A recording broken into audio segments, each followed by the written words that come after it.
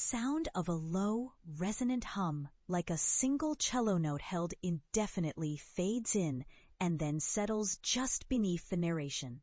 The first time I heard the Maggot Song, it wasn't with my ears. It was a vibration in my teeth, a sour hum that climbed my jaw and settled behind my eyes like a migraine made of static. I was standing in front of the agricultural board, 12 stone-faced men and women ready to burn my life's work to the ground. My rival, Marcus Thorne, a man whose smile was as sterile as his corporate hives, presented his evidence. Forged lab reports, doctored photos of my apiary, my beautiful colonies now smeared with digital decay. It's American foul brood. Classic case, Thorne said, his voice dripping with false sympathy. A tragedy, but a contamination of this magnitude, Leo must have been negligent for years. I tried to tell them.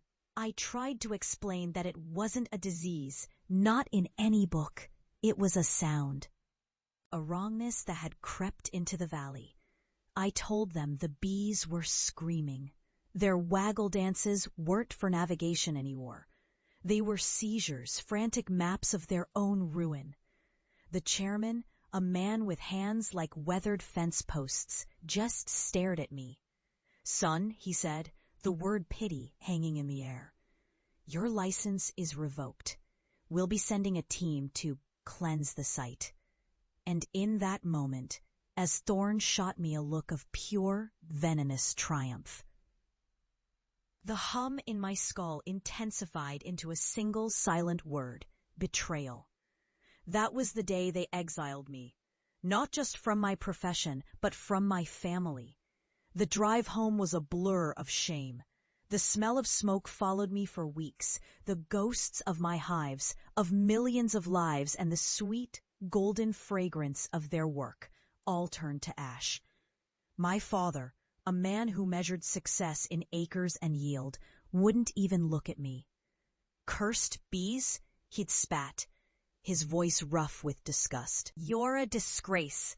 All that land, your inheritance, wasted on insect ghost stories." My sister Clara was worse. She treated me with a gentle, condescending pity that felt like being smothered with a velvet pillow. "Maybe a break would be good for you," she'd cooed, handing me pamphlets for psychiatric retreats. "This obsession, it's not healthy." They didn't see a man who'd been sabotaged. They saw a madman. So I gave them what they wanted. I disappeared. I sold off the last parcel of uncontaminated land I had, took the money, and bought a forgotten, rotted scrap of earth, miles from anywhere. A place where the trees grew in on themselves and the silence was so loud it hurt. And there, in that isolation, I began my real work. I found a single feral swarm clinging to a dead oak, and I listened. I spent my days not with honey extractors, but with oscilloscopes and parabolic microphones, building strange, resonant chambers from scrap wood and copper wire. The world thought I was a failed apiarist. My family thought I was a broken-winded hysteric. But I was becoming something else entirely. I was becoming a translator. The bees weren't just dying. They were composing.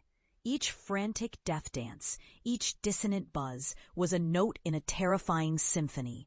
The Maggot Song. It was the frequency of decay itself, an ancient, parasitic consciousness that rode on the wings of insects. It didn't just kill the bees, hollowed them out, turning their colonies into echo chambers for its own ghastly tune. The ridicule from the outside world faded into a distant murmur. The song was my only companion.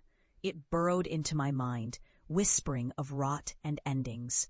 I'd wake up clawing at my skin, convinced I could feel larvae squirming in my veins. I saw patterns in the static on a dead TV, heard its verses in the wind whistling through a keyhole. It was a relentless psychological siege, and it almost broke me. But one night, shivering in my shack, the buzzing in my head reaching a fever pitch, I had a revelation. You don't fight a song. You learn to sing with it. I stopped trying to silence the frequency and started trying to harmonize.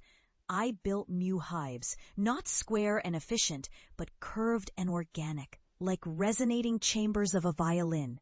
I forged tuning forks from old farm equipment, each one calibrated to a specific, grotesque note of the song. I didn't cure the curse. I learned to conduct it. My new bees, the survivors, thrived in this new architecture. The honey they produced was different. It was almost black, shot through with iridescent swirls, and it tasted of damp earth, ozone, and a faint, metallic tang of truth. I called it Stygian honey. A single drop on the tongue didn't nourish the body. It forced the mind to see the rot in all things, the little lies, the festering resentments, the slow decay of purpose. Word travels in strange circles. Soon, people started finding me. Not agricultural boards, but quiet, serious people from esoteric societies, paranormal research groups, even fringe government agencies. They didn't call me a disgrace. They called me the apiarist. They spoke of a new blight, one that baffled science, that was silently collapsing ecosystems. They came to me for answers, and they paid for my Stygian honey in cash, gold, and secrets. I was no longer an exile. I was an oracle. Then, after 7 years, a call came. It was Clara. Her voice was thin, frayed with a panic she was failing to conceal. "Leo, it's the bees," she said. No preamble. "Dad's hives, they're all dying. They're acting strange, just like you said." I drove the 5 hours back to the home I'd been cast out of. I didn't feel triumph, not yet. Just a quiet, cold hum that seemed to emanate from the single ornate hive I kept in a lead-lined case in the back of my truck. They were all waiting for me in the garden. My father grayer and stooped, his face a mask of weary pride. Clara wringing her hands, her eyes darting from me to the silent, dead hives by the back fence. "You were right," my father grunted. It was the closest he could get to an apology. "Can you fix it?" "It's not something you fix," I said, my voice hoarse from disuse. "It's something you understand." I walked to my truck and retrieved a small, dark glass jar. Inside, the Stygian honey swirled like a captive galaxy. "Still with the theatrics, Leo?" my father mumbled, a pathetic echo of his old disdain. I didn't answer. I just unscrewed the lid. I didn't have to offer them a taste. The moment the air touched the honey, the song was released. It wasn't loud. It was a pressure, a change in the texture of reality itself. The low, resonant hum from my truck intensified, and the air in the garden grew thick and heavy, smelling of wet soil and regret. And they saw it. I watched as my father's eyes widened in horror. He wasn't looking at the dead hives anymore. He was looking inward, at the rot of his own pride, at the sour decay of the compromises he'd made to build his petty kingdom. I saw him flinch, as if seeing maggots crawl over the memory of his own words to me. Clara cried out, a short, sharp gasp. Her gaze was fixed on the manicured lawn, but I knew she was seeing the festering resentment in her perfect marriage, the quiet cansos of unspoken disappointment that she'd ignored for years. She saw the lie she was living, and it was writhing. They were finally hearing the music. I looked at my father, his face pale and slick with sweat, his breath coming in ragged chokes. "You called my obsession madness," I said, my voice perfectly clear and steady above the subsonic hum. "I told you it was a language.